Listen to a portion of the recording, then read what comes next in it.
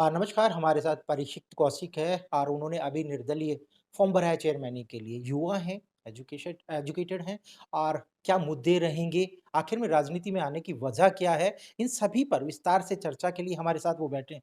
Sir, निर्दलीय form भरा, युवा हैं आप, एजुकेटेड हैं, ऐसी क्या अनपढ़ी कि आप राजनीति में कूदे और राजनीति में आने का मेन मकसद क्या है? क्या मुद्दे रहेंगे? इसके बारे में आप बताएँ।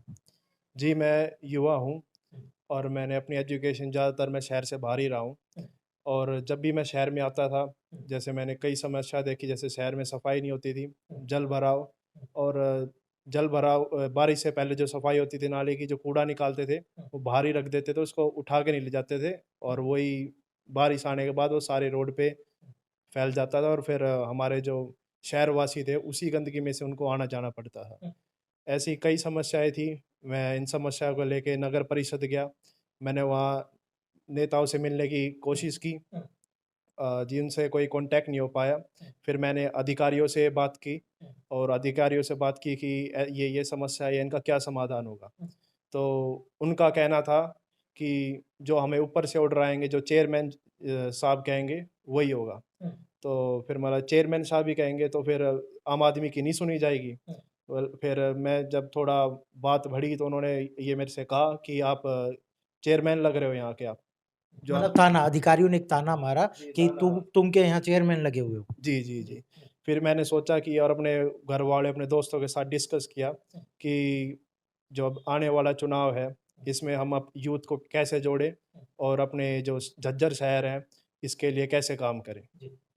एक प्लानिंग होती है जब आप चेयरमैन में मानते हैं कि आपको ताना मिला और एक टीस होती है युवा के दिल में कि मेरे शहर के लिए कुछ किया जाए। जी। वही टीस शायद आपके दिल में रही जब आप अधिकारियों के चक्कर लगा रहे थे, अधिकारियों का बिहेवियर आपके लिए नहीं रहा, नेता आपसे लगातार नहीं मिले और उसके बाद में कोई और मुद्दे ऐसे रहे हों, सफाई तो ये है और ऐसे क्या मुद्दे हैं कि अगर आपको वोट देकर चेयरमैन बनाया जाएगा, तो आप ये चीज़ें कर पाएँगे शहर के लिए। जनता पर विश्वास क्यों करें जनाब? इससे पहले भी जो और भी नेता आते थे, वो भी लगातार मुद्दे देते थे कि साहब मैं ये करा दूँगा, ये नहीं करा दे दूँगा या 5 साल के बाद फिर वो कह देते कि जी ये चीज़ें रह गई थी। तो जनता झज्जर की जो जनता है, आप पर विश्वास क्यों करे कि आप ही को वोट दिया जाए? जी, जो भी मेरे मुद्दे हैं वो पहले तो प्रैक्टिकल मुद्दे हैं। जैसे जो हमारे बुज़ुर्ग हैं, उनको पेंशन के लिए लाइन में खड़ा होना पड़ता है और जो भी सरकारी दफ़्तर है उसमें कागज़ों का जो काम होता है वो मतलब कई लोग नहीं कर पाते। तो मेरे ये कोशिश रहेगी कि जो भी सरकारी दफ़्तरों के काम हो, वो पेपरलेस हो और ताकि लोगों को सुविधा हो और जो वेबसाइट्स हैं, उन पे सारी इन्फॉर्मेशन अपडेट रहेगी। बुजुर्गों की पेंशन की बात करी है, लंबी-लंबी कतारें होती है, तो क्या कुछ एक खाका तैयार किया है आपने कि बुजुर्गों को आसानी से पेंशन मिल जाए? इस तरह की कोई माइंड में लेकर आपके बारे में कोई रणनीति है इसके बारे में? बताएँगे उसके बारे जी जैसे ये सोचा हर वार्ड से एक कोई नियुक्त किया जाएगा, में? जो बुजुर्गों के लिए जो उनकी पेंशन है और उनके घर तक पहुँचाएगा, ताकि हमारे बुजुर्गों को कोई परेशानी ना हो। बहुत अच्छी सोच है क्योंकि बुजुर्ग मैंने भी देखा है, मैं कई खबरें भी कवर करता था कि गर्मियों के बड़ा ज़बरदस्त गर्मी होती है, सर्दियाँ होती हैं, तो बुजुर्ग वहाँ पर पहुँचते हैं और लंबी-लंबी कतारों में अपनी पेंशन का वेट करते हैं। अगर ऐसा हो पाया तो ज़ाहिर-सी बात है, बुजुर्ग जो हैं, वो कहीं न कहीं आपकी तरफ देखेंगे और लगेगा उन्हें कि घर बैठे मुझे पेंशन मिलेगी। ये तो हो गया बुजुर्गों का। युवा हैं आप, तो युवाओं के लिए भी कुछ ना कुछ तो ऐसी चीज़ें सोची होगी कि युवाओं के लिए मैं ऐसा कुछ कर पाऊँ? जी, युवा ही देश का भविष्य बनाते हैं और जो हमारे दलित समाज के जो युवा हैं, उनके लिए जैसे कॉम्पिटिशन की तैयारी के लिए उनकी सुविधा करी जाएगी और उनकी जो भी परेशानी होगी, उसका सुना जाएगा और उसका समाधान करा जाएगा।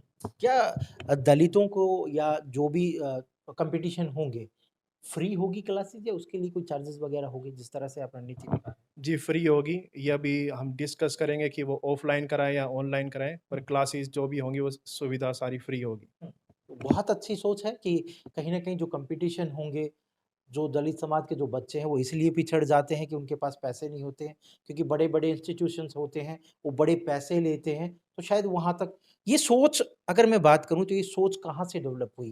जैसे चेयरमैनी की तो आपने बता दी है, ये सोच आपके दिमाग में कैसे आई? आपके ज़हन में कैसे आई कि उन लोगों को भी आगे बढ़ना चाहिए, उन लोगों की कॉम्पिटिशन के लिए फ्री होना चाहिए? ये सोच आपके दिमाग में कहाँ से आई? और नेताओं तो इस बारे में नहीं सोचते हैं। जी, जब समाज का जो निचला निचला सतर होता है, जब वो विकास करता है, तभी पूरे शहर का विकास होता है। हुँ। और मेरा यही एम रहेगा, जो भी हमारे जो निचला स्तर है, जो भी हमारी कमज़ोरियाँ जो भी शहरों की, उस पे ध्यान दिया जाए और अपने आप शहर प्रगति की तरफ बढ़ेगा। हुँ। दूसरी बात आप गंदगी के बारे में बात करें, देश के प्रधानमंत्री तो कहते हैं स्वच्छ भारत अभियान, तो झज्जर में नज़र नहीं आता क्या? जी, मैंने इसका भी इनसे अधिकारियों से बात की थी कि कहा था कि जो अभी रूलिंग पार्टी है जैसे हरियाणा में बीजेपी, और मैंने कहा था कि हमारे प्रधानमंत्री स्वच्छ अभियान चलाते हैं, और यहाँ पे ना तो जो कूड़े की गाड़ी है, गीला कूड़ा और सूखा कूड़ा उसके लिए अलग से प्रबंध नहीं है, और शहर-शहर में जो भी मेन-मेन चौराहे हैं, वहाँ पे गंदगी पाई जाती है, हुँ। और इसका समाधान आप करिए। जी। तब उसके बाद शायद उन्होंने इग्नोर कर दिया और उसके बाद एक युवा में टीस आती है और वो कुछ कर गुज़रने की कोशिश करता है। जनाब, आप युवा हैं, आप भारतीय जनता पार्टी से अन्य किसी पार्टी से भी संपर्क कर सकते थे। निर्दलीय मैदान में आने के लिए क्यों चुना? क्या लगता है कि निर्दलीय चुनाव जीत सकता है?